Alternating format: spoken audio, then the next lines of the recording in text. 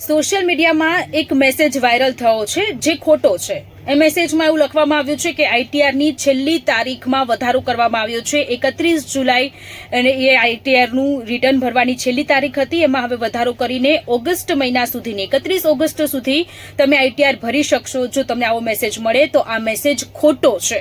Income tax વિભાગ દ્વારા ચેતવણી જાહેર કરવામાં આવી છે કે આખું કૌભાંડ સામે આવ્યું છે અને આ કૌભાંડથી બચવું એ ખૂબ જરૂરી છે।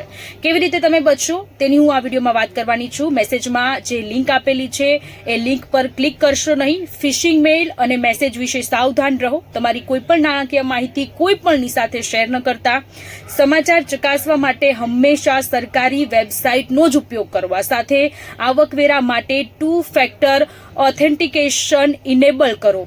જો તમે આટલું કરશો તો તમે કોઈ પણ ફ્રોડનો શિકાર નહીં બચી શકો। અને જો આવો તમારા અથવા તો તમારા કોન્ટેક્ટ લિસ્ટમાં કોઈને પણ મેસેજ આવ્યો હોય કે આઈટીઆર ભરવાની છેલ્લી તારીખમાં વધારો કરવામાં આવ્યો છે તો આ મેસેજ ખોટો છે। આ વિડીયો બને એટલો શેર કરો, લોકો સુધી આ માહિતી પહોંચવી જોઈએ।